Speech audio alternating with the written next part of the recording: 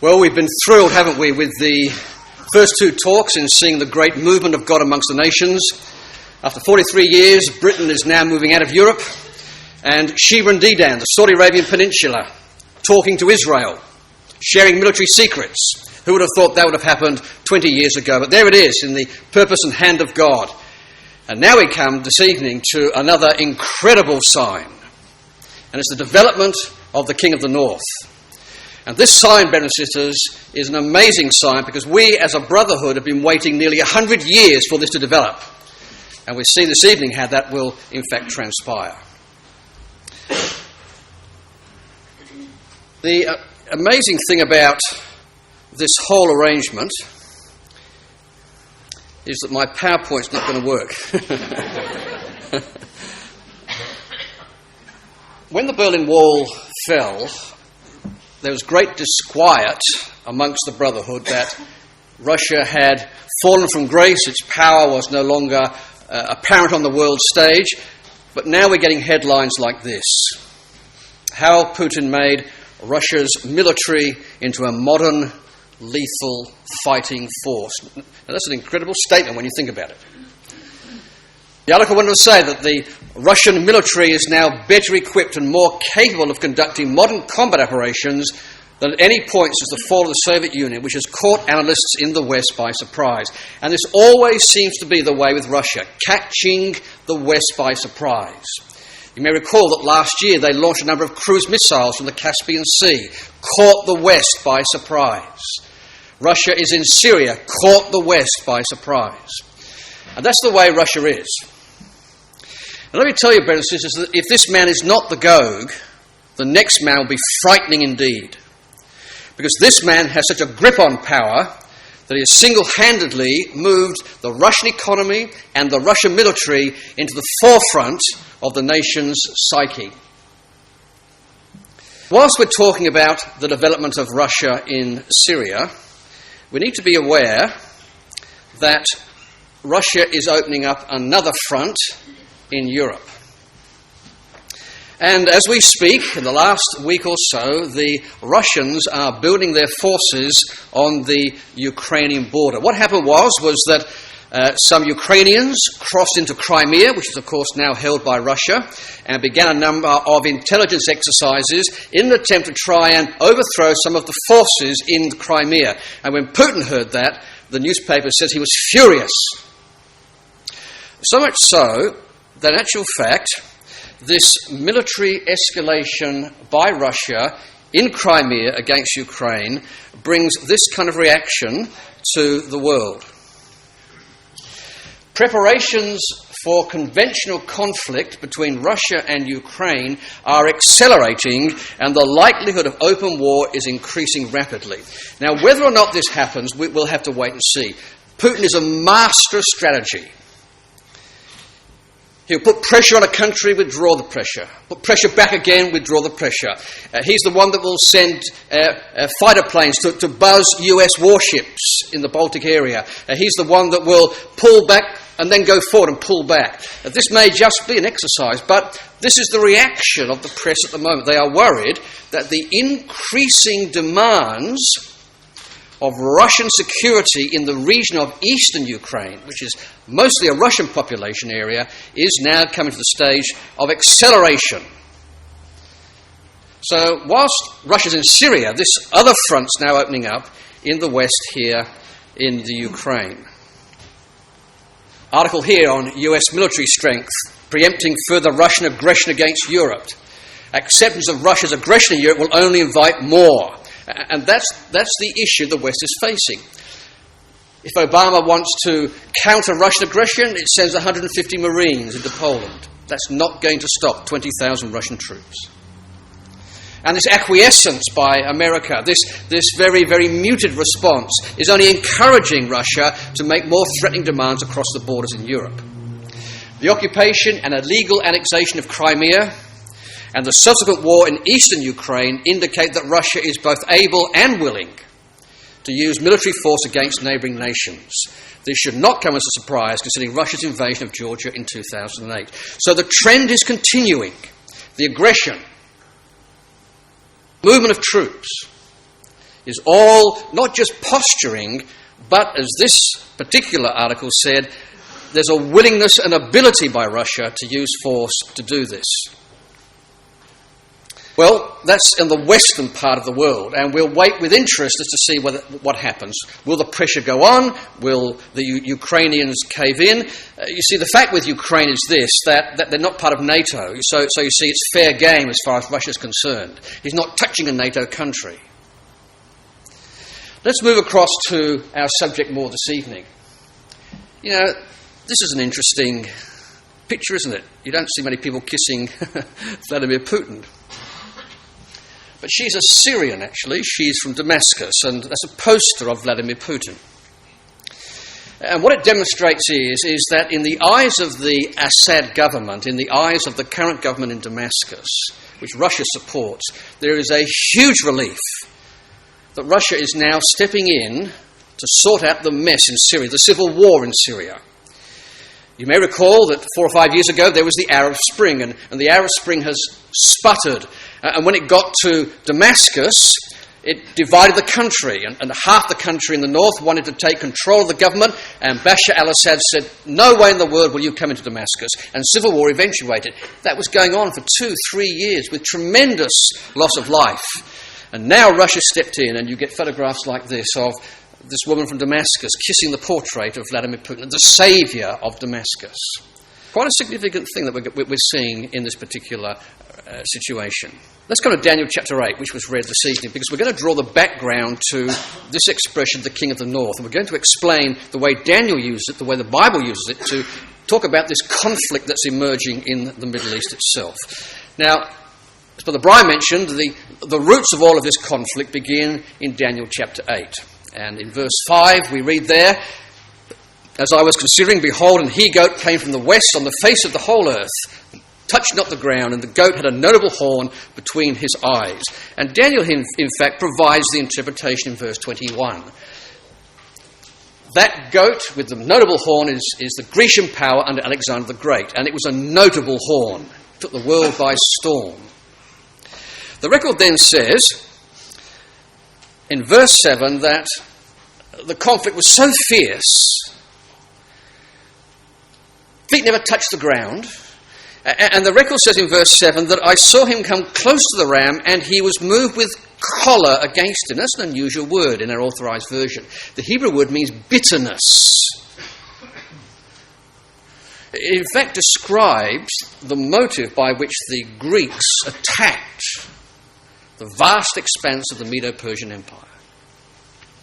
You see, Xerxes, who was one of the early Persian kings, invaded Greece and caused so much damage to Athens and to the Grecian peninsula. The Greeks never ever forgot that. So when Alexander the Great launched his attack against the Persian Empire, it was with great bitterness, and he relentlessly pursued Darius across the plains of Turkey and eventually Iran till he hunted him down. And there's no power in the ram to stop that. So the vast crash of the goat against the ram, heard across the world.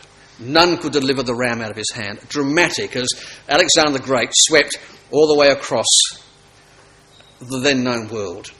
The rough goat, the king of Greece, and there's a very famous mosaic some 200 years after the battle of Isis and Arbela, in which Alexander is noted there. And the dominance of those eyes, and the dominance of that expression, and the focus of the battle, that is the man who is the notable horn, the first king. But in verse 22, we know the story.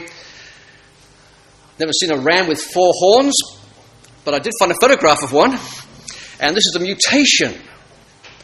It's something out of the ordinary.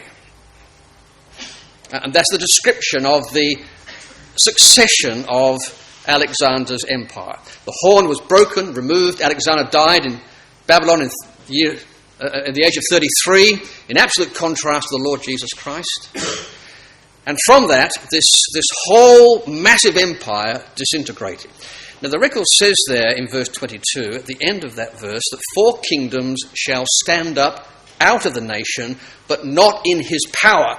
That is, not as a successor of Alexander. None of Alexander's children ever received any inheritance in that kingdom. It went to the generals. Verse 9, with a little bit more detail about this breaking up of Alexander's empire, because you see, not only was it divided into four, but a fifth power arrived on the horizon. And this fifth power, in verse 9, is said, in fact, to wax exceeding great toward the south, toward the east, and toward the pleasant land. One of the wonderful things about Brother Thomas's exposition of Daniel and the Apocalypse is that it's a very rigorous, logical explanation of the chapters of Daniel and the chapters of the Apocalypse. See, when you come across a verse like this, and you come across church commentaries, you'll find that in 97% of all church commentaries get this verse wrong.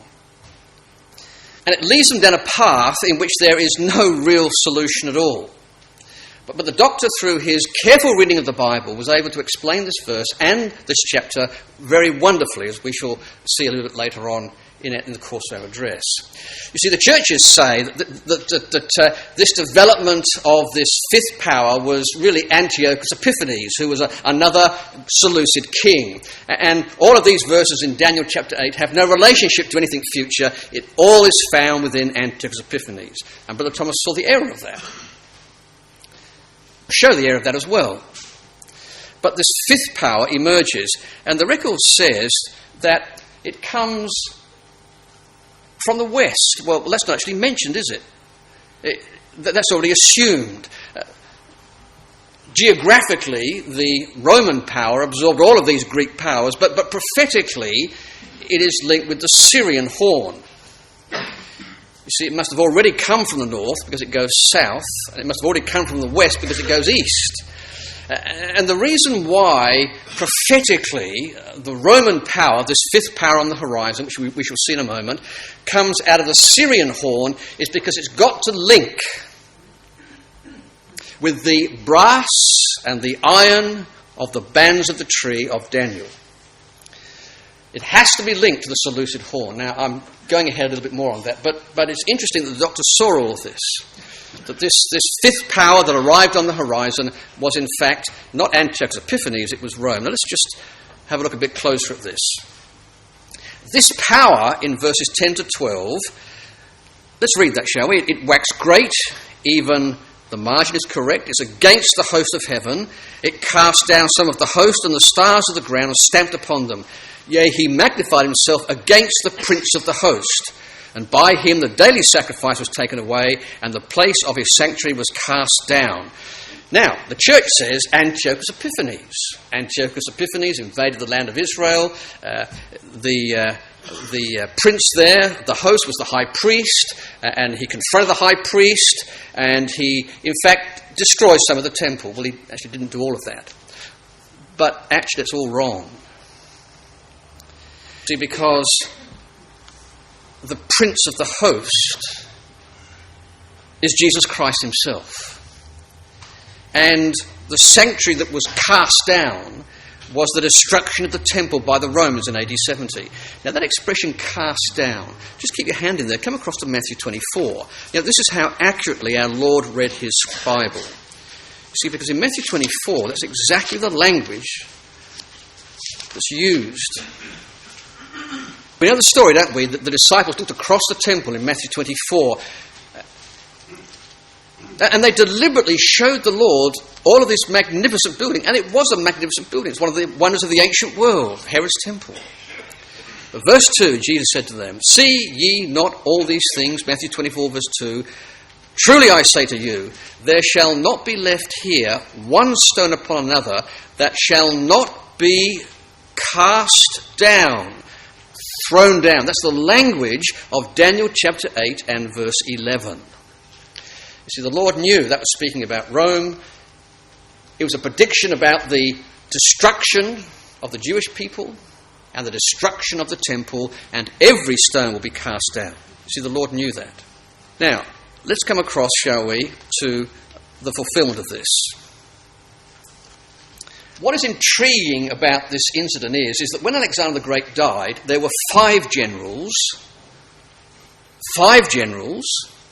who were competing for his empire. He only had one son, and that child was murdered in infancy. Now, this is interesting because, you see, the record says we need four. So if you were a Bible student after Alexander's death, you'd be scratching your head thinking, well, how's this going to work? Because there are five generals.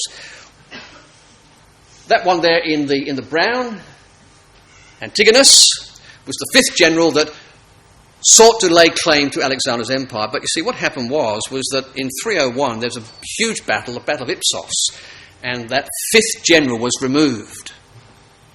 So we're talking just a few years after Alexander's death, that at last the prophecy was absolutely right. And the four generals themselves took control of that empire. Cassander, Lysimachus, Ptolemy, and Seleucus. The area in yellow is the area of Ptolemies. The area in blue is the area of Seleucids. And these are the main players in the book of Daniel. Why are they important? Because, as Brother Brian pointed out, Israel is the meat in the sandwich. Israel is the power that's going to get hit from the north and from the south every single time. And that's why they play a significant role. Now, in Daniel chapter 11, most of the chapter deals with this conflict between the Seleucids here and the Ptolemies in the south. In fact, there were a series of wars, backwards and forwards. And Israel, in the end, received all of that conflict because it was in the middle of that. And Daniel 11, in great detail, describes that. Now, do you know that the detail is so significant that skeptics of the Bible have tried to prove that it was written after the event? It's just so detailed. Of all of this movement between north and south, a fascinating chapter. Now, let's come to verse 23, because this is where we come to the crux of the issue that takes us from the past into the future. And what verse 23 does is explains how this fifth power, this horn arising out of one of the four horns, is now going to dominate the Middle East. Let's read verse 23. In the latter time of their kingdom, when the transgressors are come to the full, a king of fierce countenance and understanding dark sentences shall stand up. And his power shall be mighty, but not by his own power, and he shall destroy wonderfully and shall prosper in practice, and shall destroy the mighty and the holy people. So you see, verse 23 and 24 is a commentary on verses 10, 11 and 12. It's an explanation as to how this power, in fact, grew and overthrew the Jewish people. Now let's look at the language. This phrase is critical. In the latter time of their kingdom. So these four generals, Lysimachus, Cassander, Ptolemy and Seleucus, they're going to exist for a time. But at the end of their kingdom, at the time when their kingdom is about to be dissolved and removed, in the latter time of their kingdom, in other words, from around BC 190 to about BC 30, this fifth power is going to come into the arena of the Middle East. When the transgressors are come to a full, in actual fact, the Hebrew is when the transgressions are come to a full. And the Lord Jesus Christ, in Matthew 23, verse 32, picked that idea up. He said about the Jewish nation, about their iniquity coming to a full. Let's look at that, shall we? Matthew 23. Talking about the iniquity of the nation, the evil of the nation. In verse 32, he said, "Fill ye up the measure of your fathers." Fill ye up. When the transgressions are come to the full. You see that the Lord knew the prophecy of Daniel chapter 8.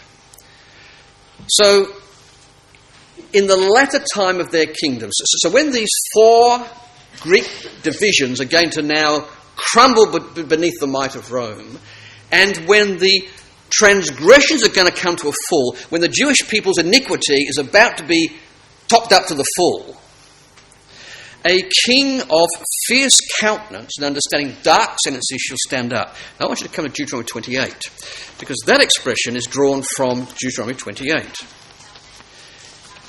Deuteronomy 28, we read this. Verse 48, therefore thou shalt serve thine enemies, which Yahweh thy God shall send against thee, in hunger and in thirst, in nakedness, in want of all things. He shall put a yoke of iron upon thy neck until he have destroyed thee. Now we know that Deuteronomy 28, verse 48, is talking about the Roman power. A yoke of iron until he has destroyed thee. Those are frightening words. Rome would be in Israel until Israel was destroyed. That's why Daniel 8 spoke about the fall of the Jewish Commonwealth, because it's been out. Look at the language of verse 49. Yahweh shall bring a nation against thee from far, from the ends of the earth, as swift as the eagle flieth, a nation whose language thou shalt not understand, a nation of fierce countenance. Now, if you have a marginal reference, you'll see there the Hebrew is strong of face, and it includes Daniel 8, verse 23 in the list of quotations. So the expression king of fierce countenance, in referring to the Roman power, was not an isolated incident. It was drawing from Deuteronomy 28. The power of Rome is evident. Let's come back to Daniel chapter 8. This is the emergence of Rome into the Middle East. And the Authorized Version says he will understand dark sentences, or as Rotherham says, skillful in dissimulation. And it's this quality of dissimulation moved through the path of history into the Kremlin. This skill in dissimulation, as Ezekiel 38 says, will be the basis by which it invades. An evil thought shall come into thy mind. Lands at peace, now I'll take advantage of that. And it all comes back to this trickery of the way in which Rome, as a world power, began to treat all of those people. Now, verse 24 talks about the destruction of the Jewish state at the hands of Rome. He shall destroy the mighty and holy people. And precisely what he did. Now, in verse 25, we come to the future. And this is why none of this can refer to Antiochus Epiphanes. It refers to Rome. Read this verse carefully. And through his policy, this is the policy of Rome, through his policy also he shall cause craft to prosper in his hand. Now that word craft is a word used in Jeremiah chapter 9. Let's come across this, shall we? Jeremiah chapter 9. Talking about the deceit of those who deceive by religion. So here it is in Jeremiah 9 verse 6, talking about those in verse 5 who deceive every man his neighbour. So verse 6, thine habitation, that's Israel's, is in the midst of deceit. Through deceit they refuse to know me, saith Yahweh. So this idea of craft really is the idea of deceitfulness. He shall cause deceit, this religious deceit, to prosper in his hand. And the Romans did that. The Romans eventually, by supporting the papacy, by sponsoring priestcraft, caused this deceit to prosper. Verse 25 says, he shall magnify himself in his heart, so he's arrogant. By peace shall destroy many. And here is the critical part of the verse. He shall also stand up and be broken without hand. Now where's that language from? He shall stand up and be broken without hand. That's Daniel 2 verse 34. Now who's he standing up against? Verse 25 says, the Prince of Princes, the Commander of the Commanders. That's Jesus Christ. So we have moved from Rome in verse 24 to a future power in verse 25 that will take control of the ancient Roman Empire, will stand up against Jesus Christ, will support priestcraft, and through his arrogance shall be broken without hand. Daniel 2, verse 34. So you can see how amazing this prophecy is. We have moved from the conflict of the Middle East back in the area just before Rome came on the scene to the future in a verse. Now, whoever takes control of the ancient Roman Empire will be Gog. And if it's Putin, he is precisely the man who is causing craft to prosper. You've probably seen the photographs of Putin and the Russian Orthodox Patriarch hand in hand, supporting each other. Putin knows he needs the Russian Orthodox Church. The Patriarch knows he needs Russia to allow him to exist upon the scene, and together, supporting each other, this man is exactly what this arrangement is, causing deceit, priestcraft to prosper. Eventually, Putin will support the papacy, and the strength of the iron will come into the equation. But there it is in a verse. Through policy, he will cause priestcraft to prosper. He will magnify himself. By peace, he will destroy many. Art thou come to take a spoil? And in the end, he will stand against the commander of commanders and be destroyed with that hand. So therefore, this power, this fifth power that we've talked about, is a significant power in the book of Daniel. Now let's just move on.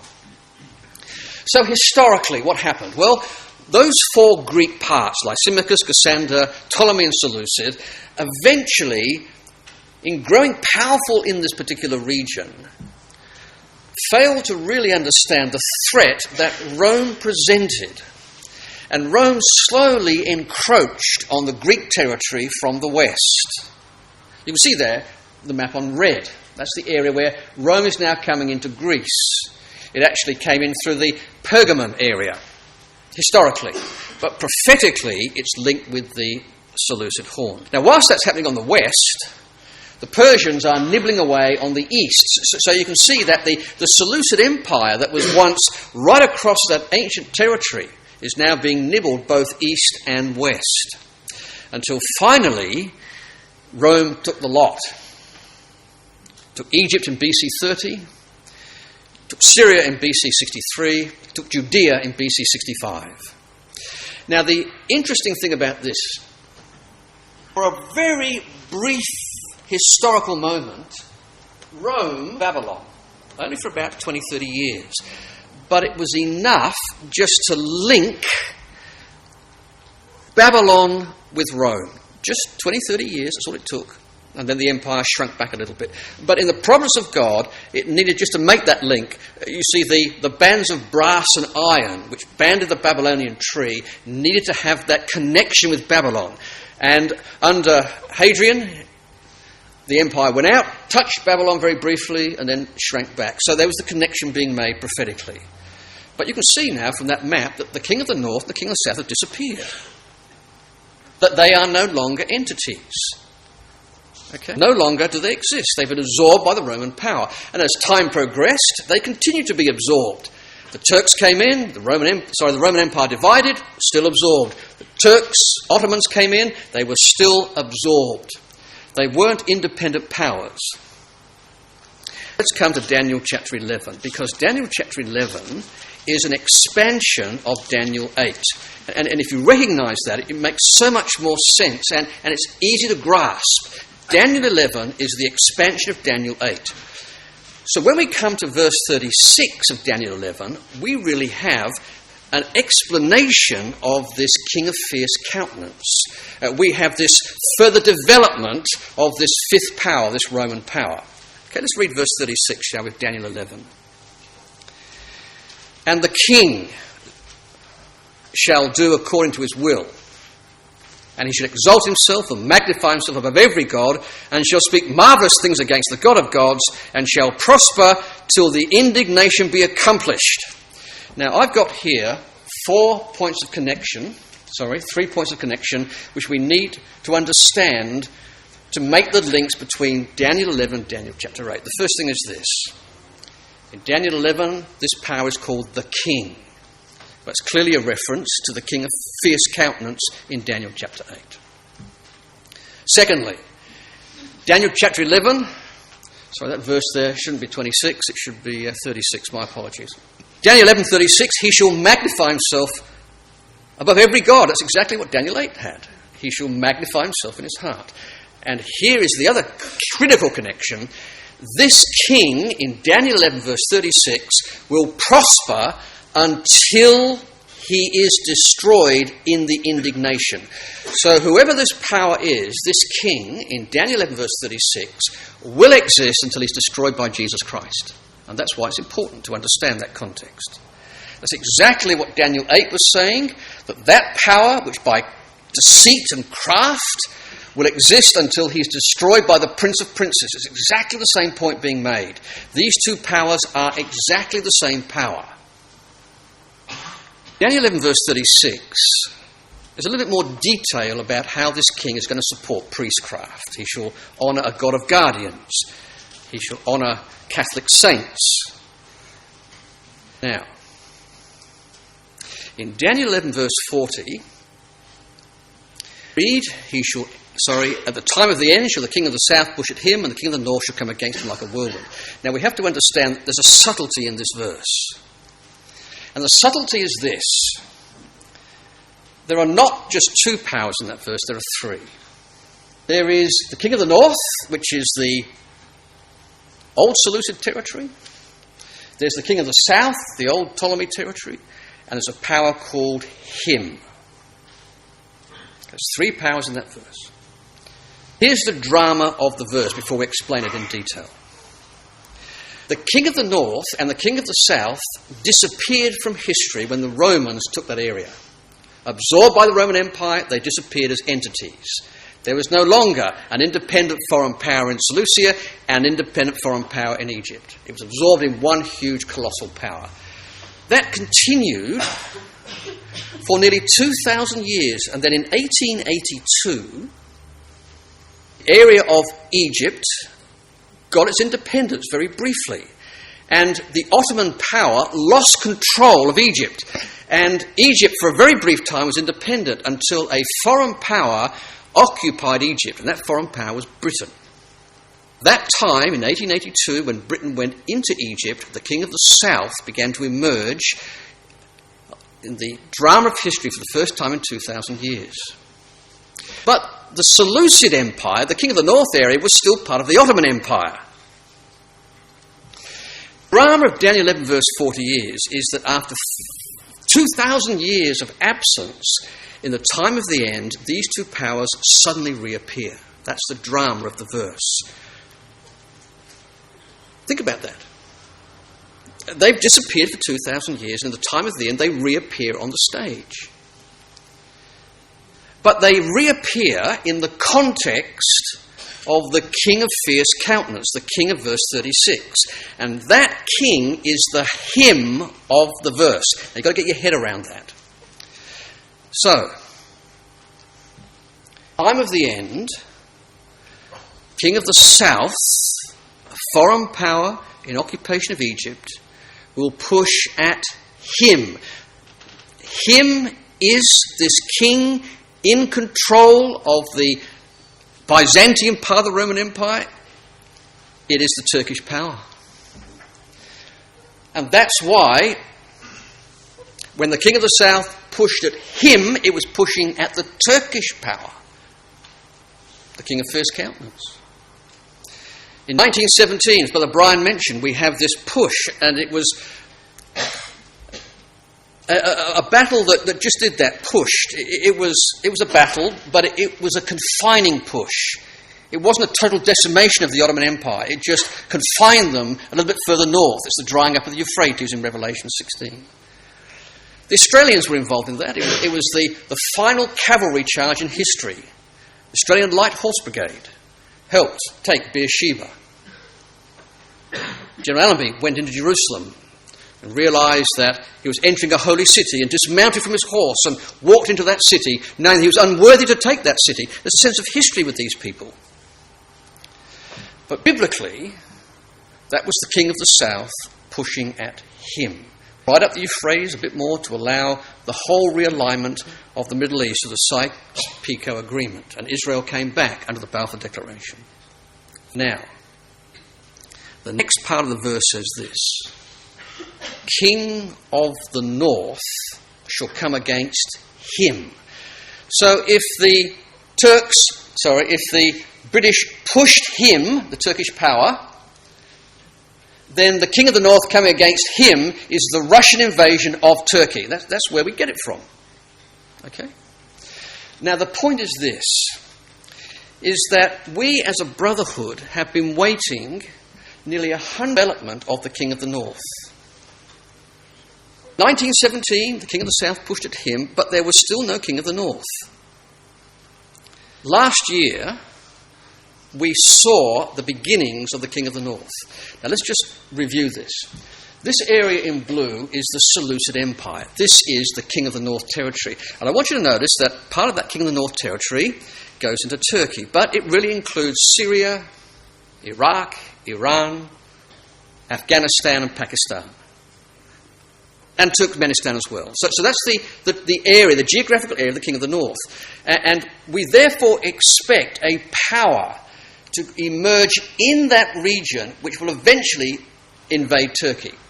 And that's why we have been very excited to see the Russian influence, Turkmenistan, Iran and Syria, because we are seeing the emerging of the ancient Seleucid Empire. We are seeing Russia, Gog, move into the King of the North area to establish this title as the King of the North. Astounding thing. We've been waiting years and years and years for this development to happen, and last year it happened. It's almost God putting hooks into the jaws of Russia and bringing them into this region. How did Russia get into Syria? I mean, it just happened.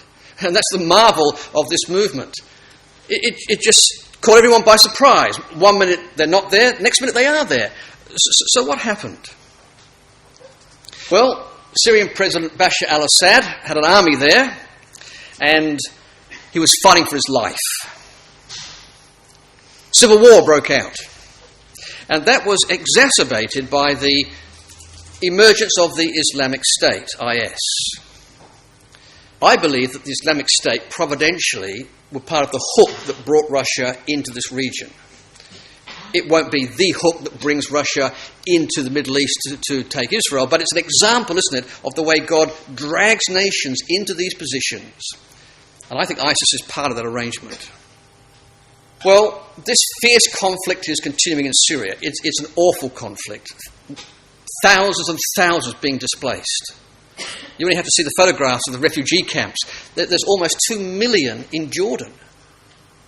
Another 1 million on the Turkish border. You can hardly imagine that. 3 million people displaced, living in tents. Enormous devastation. And of course, during all of this civil war, Russia is supplying military support to Assad, funding weapons into Syria and shoring up this particular dictator. The West, on the other hand, wants to get rid of Assad. This man is the man that gasses his own people. This is the butcher of Damascus.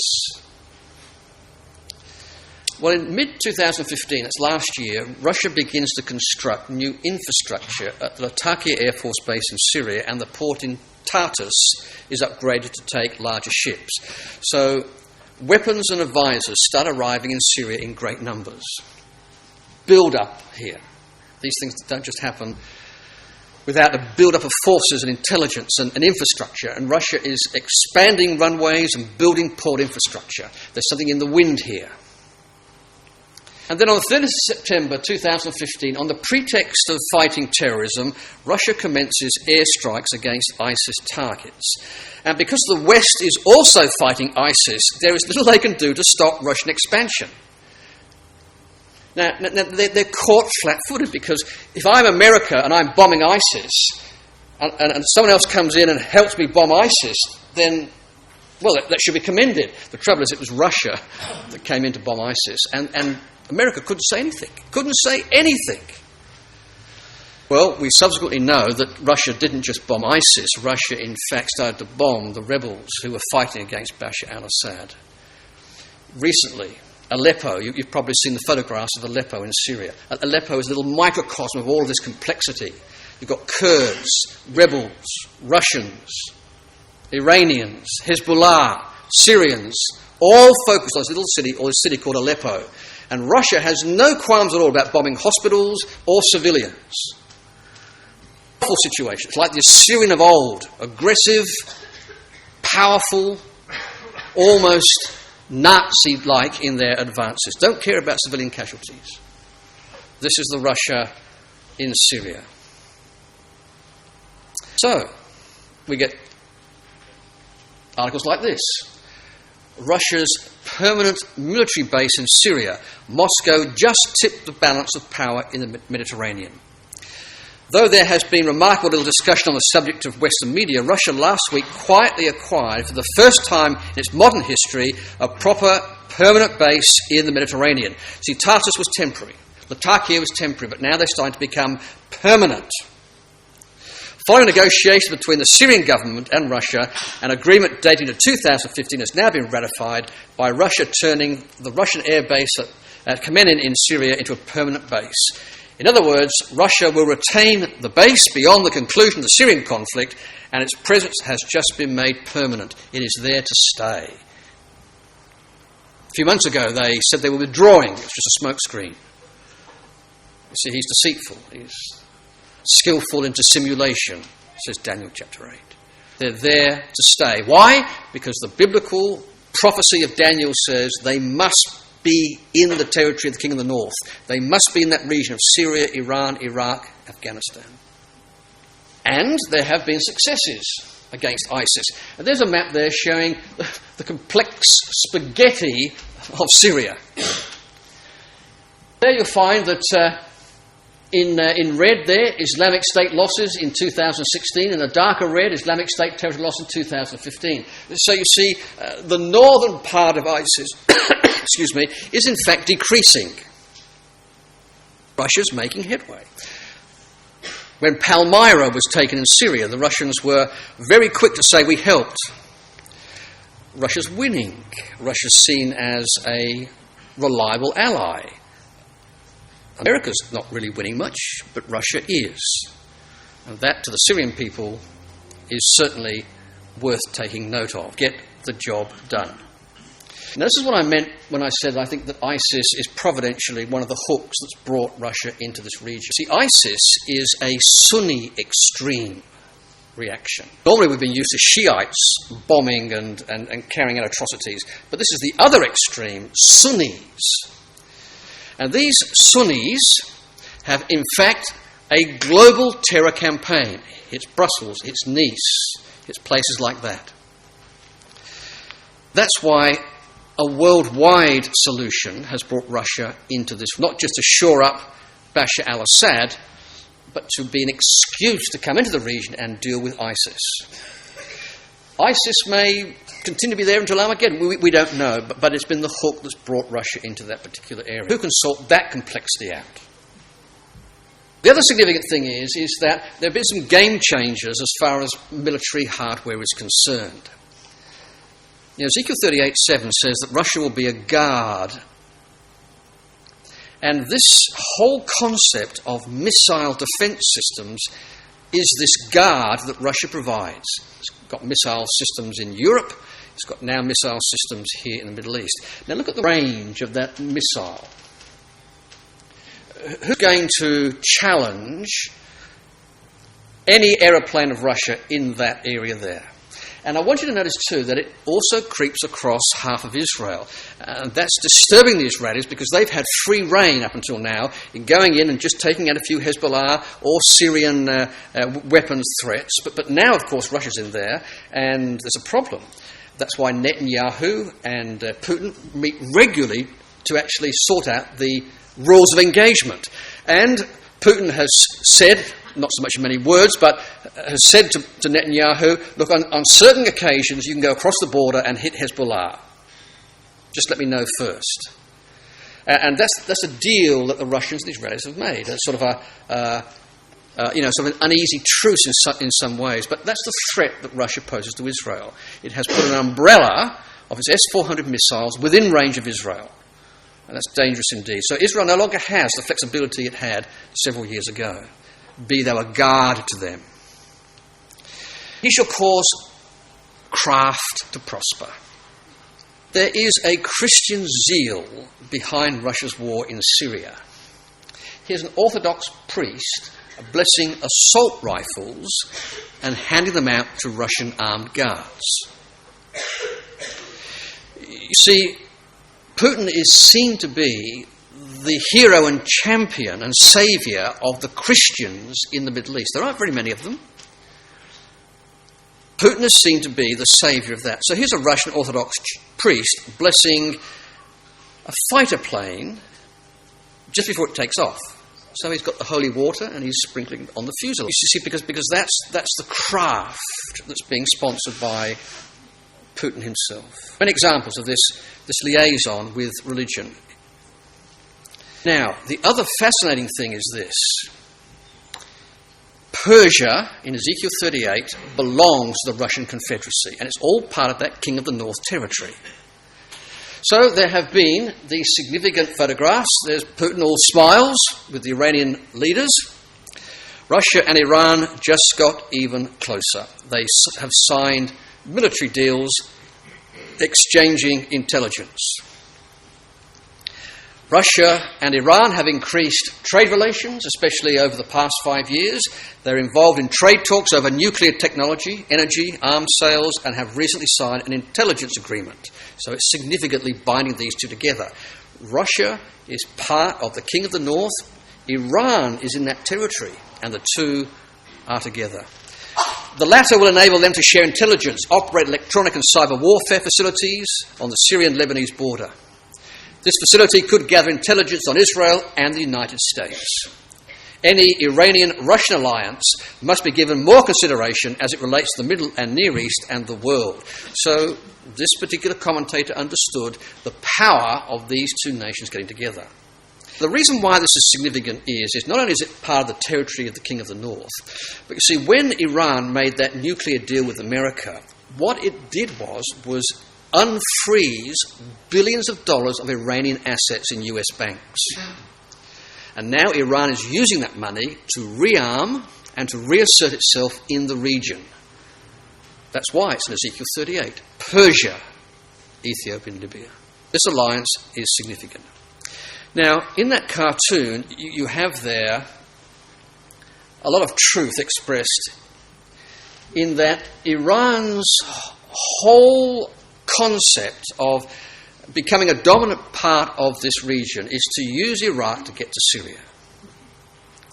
So you see, it's not just Iran bolstering its image and power in the region, it seeks to expand, and of course Russia will facilitate that. And Russia and Syria together will make sure that happens. At the moment, Iran's using Iraq as a bridge for greater things. In fact, at the moment, Iranian troops and Iraqi troops are fighting together. It's a most unusual and bizarre situation. And as Brother Greg alluded to this afternoon, Russia launches third day of Syria strikes from Iran. This photo, grabbed from the Russian Defense Ministry video footage, is said to show a long-range bomber releasing its payload above Syria after it took off from an airbase in Iran.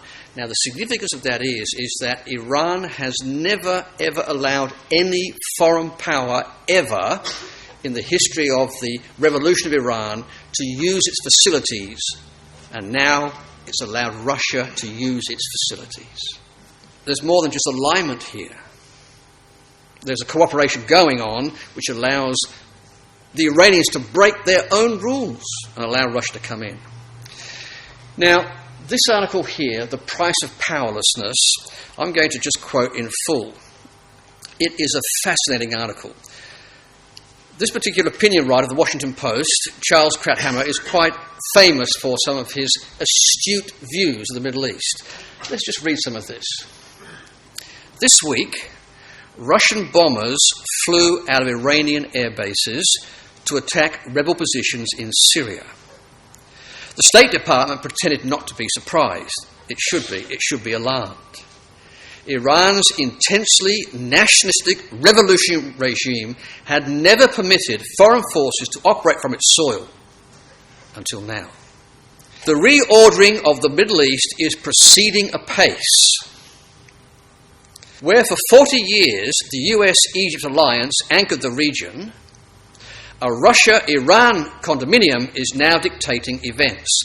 That's what you get after 8 years of US retrenchment and withdrawal. That's why it's called the price of powerlessness.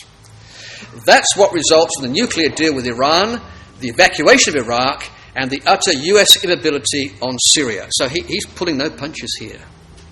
8 years of Obama's rule has left a vacuum in this whole region that has allowed a Russia-Iranian force to be sucked in and dictate events. So he goes through the nation. Let's look at Iran first, he says. The nuclear deal was supposed to bring a rapprochement between Washington and Tehran. Instead, it has solidified a strategic military alliance between Moscow and Tehran. So what America was hoping to do by appeasing Iran and getting this deal, which Israel completely disagreed with, has now brought in something totally unexpected, a Moscow-Tehran alliance. With the lifting of sanctions and the normalizing of Iran's international relations, Russia rushed in with major deals, including the shipment of S-300 ground-to-air missiles. Russian use of Iranian bases now marks a new level of cooperation and joint power projection. It's frightening. This is what's driving the Saudi Arabians, Sheba and Dedan of Ezekiel 38, to talk to Israel's military intelligence. Because Iran and Russia in Iran is a massive threat to the security of the region. Let's take Iraq. These bombing runs cross Iraqi airspace. So Russia's taking off from Iran, goes over Iraq and drops the bombs on Syria. Before President Obama's withdrawal from Iraq, that could not have happened. I mean, Russia overflying Iraq, where America was there. The resulting vacuum has not only created a corridor for Russian bombing, it has gradually allowed a hard-won post-Saddam Iraq to slip into Iran's orbit. According to Baghdad-based US military spokesman, there are 100,000 Shiite militia fighters operating inside Iraq, 80% of them Iranian-backed. Now just think about that. America has spent the last 7 years, blood, sweat and tears, with body bags going back to America in trying to establish some kind of presence in Iraq. And all of that now is gone. All of that sweat, blood and tears, all that death and anguish has now suddenly been dissipated in a few months. And 80% of the Shiite fighters are Iranian-backed. Iran is virtually half controlling Iraq. Syria, where Russia dramatically intervened last year, establishing air bases and launching a savage bombing campaign, Obama did nothing. Indeed, he smugly predicted that Vladimir Putin had entered a quagmire. Some quagmire. Bashar al-Assad's regime is not only saved, it encircled Aleppo and has seized the upper hand in the civil war. Meanwhile, our hapless Secretary of State is running around trying to sue for peace, offering to share intelligence and legitimise Russian intervention if only Putin will promise to conquer gently. Now, you can picture the irony and the sarcasm in that. So you've got America tiptoeing around all this whilst Russia is just taking control. And the enemy, Bashar al-Assad, has now been saved by Russia. Consider what Putin has achieved. Dealt a very weak hand, a rump Russian state, short of empire and saddled with a backward economy and a rusting military, he has restored Russia to great power status. Reduced to irrelevance in the 1990s, it is now a force to be reckoned with. In Europe, Putin has unilaterally redrawn the map. His annexation of Crimea will not be reversed. The Europeans are eager to throw off the few sanctions they grudgingly imposed on Russia, and the rape of eastern Ukraine continues. We've seen that in the build of those troops. 10,000 have already died, and now Putin is threatening even more open warfare. Under the absurd pretext of Ukrainian terrorism in Crimea, reminiscent of Hitler's claim that he invaded Poland in response to a Polish border incursion, Putin has threatened retaliation, massed troops in 8 locations on the Ukrainian border, ordered Black Sea naval exercises, and moved advanced anti-aircraft batteries into Crimea, giving Moscow control over much of Ukrainian airspace. This is frightening stuff, brothers and sisters. Why shouldn't he? He's pushing on an open door. Obama still refused to send Ukraine even defensive weapons. The administration's response to these provocations? Urging both sides to exercise restraint. Both sides, mind you. Now, quoted in detail, and I thought it was very worthwhile quoting, the price of powerlessness. That the US administration has been so weak, it's just like pushing against an open door. And Russia's just walking in. When God moves a nation to occupy the spots in Ezekiel 38 and Daniel 8 and Daniel 11, the door's open.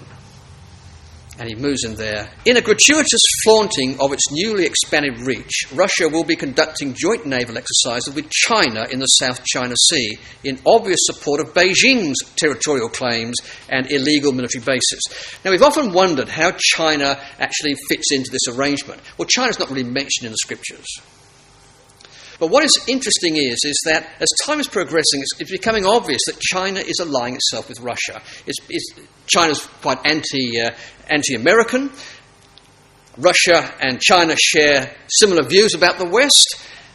Beijing has territorial and illegal claims, so Russia and China fit together like hand in glove. Yet the president shows little concern. He's too smart not to understand geopolitics. He simply doesn't care. In part because his priorities are domestic. This is Obama was talking about. In part because he thinks we lack clean hands and thus the moral standing to continue to play the international arbiter. He has given up on the international scene. He's no longer the international policeman. He's no longer the international arbiter. He just is no longer interested. And Russia's taken advantage. And in part because he's convinced that in the long run it doesn't matter. Fluctuations in great power relations are inherently ephemeral. For a man who sees a moral arc in the universe bending inexorably toward justice, calculations of raw realpolitik are 20th century thinking. Primitive, obsolete, the obsessions of small minds. This is Obama's view of Russia. In an enlightened world that we exist, this primitive, obsolete kind of behaviour, it'll soon disappear. It will not soon disappear. Obama made all this perfectly clear in speeches at the UN in Cairo and here at home in his very first year of office. 2 terms later, we see the result. Ukraine dismembered. Eastern Europe on edge. Syria a charnel house. Iran subsuming Iraq. Russia and Iran on the march across the entire northern Middle East. That is a phenomenal closing paragraph. Phenomenal. Because precisely what the scriptures are saying is going to happen. Russia and Iran on the march across the entire northern Middle East. Northern Middle East, this is the King of the North Territory. Brothers and sisters, conclude our remarks this evening. We're going to understand that Brexit is an astounding sign. Saudi Arabia, Sheba and Dedan, talking with Israel, an astounding sign. Russia in the King of the North Territory, developing with Iran, an astounding sign. The question is, it's easy to watch and be excited by that, but what about the keeping of the garments? As you may be or may not be aware, that figure of speech is based on the practice of the temple guard. That in Herod's temple, when they closed the gates at night, they had Levitic guards surrounded, and they were given these special white uniforms, if you like, and they were told to keep awake. The high priest or one of his delegates would make these ad hoc inspections, and if he found you asleep, the next morning you were publicly arraigned before the rest of the group, your garments were stripped, and your shame and embarrassment was obvious before all. We don't want to be like that in front of Jesus Christ. Shame and the gnashing of teeth because we fell asleep. Awful sense of rejection because we couldn't keep our garments pure. But it's this last quotation that I really want to draw our attention in conclusion, because like Revelation 16, Luke 21 is addressed to us as the final generation before our Lord returns. And it is full of sober warnings because it's so absolutely needed for us. Take heed to yourself. Now, there's someone probably sitting next side to you or in front of you or behind you. That's not what Jesus said. He said, take heed to yourself. Personal responsibility. Lest at any time, I find those words frightening. In the last 30 years of the Brotherhood's history, we have been swamped by ideas like sisters speaking from the platform, by theistic evolution. And each one of these waves just comes out of the blue, out of nowhere, and tragically, even though we try and withstand those kind of influences, it takes brothers and sisters away. And we lose people from time to time. At any time. Who knows what the next wave is going to be? But every wave that comes and challenges our statement of faith and challenges our ecclesia and challenges our very sensitivity to the truth takes people away at any time. That's frightening. Lest at any time your hearts, so you see, it's an attitudinal issue. World out there with its philosophies is attacking our subconscious, our consciousness, our priorities, our thoughts, our approach to life. It's the heart that's being attacked, our mind. And the attack is what's called an overcharging, a superfluousness of surfeiting and drunkenness and cares of this life. Isn't that our world? Bury your head in the sand kind of approach. This need for something to dull the reality of our world, the intoxicants, the pleasures, all this to just try and get through the tediousness of life and the evil of life. The Lord said, take heed to yourself. This is an exhortation for us, our generation, here now. That day come upon you unawares. Now, we are excited today by the events happening. In fact, every week something dramatic happens. But is it having an effect? Are we different people for that? And I exhort myself in relation to that as well. Am I a better servant of Christ? Have I applied myself more to the things of God than I should be? You see, that's what these signs are all about. Watching is the easy part. It's the keeping the garments that's difficult. Watch ye therefore, and here's the antidote. Watch and pray. Be alert, not just to the signs of the times and the exciting things that happen, but be alert to the dangers. Waves of the isms that are coming, the false teachings, the attack on our statement of faith. All of these things are being undermined. Be aware of those things and pray always. And it's not an age of prayer. It's a ridiculous life, the hectic pace that we live. Not an age encouraging prayer. We're going to change that. We're going to make time for prayer. This closeness of relationship with God is significant. Do you feel close to Jesus Christ? Do we know him? See, those are the questions we need to ask. And prayer is the means by which we draw close to God. Are we doing that? We may be accounted worthy to escape all these things. None of us are worthy, but we can be accounted worthy. None of us are righteous, but we can be accounted righteous.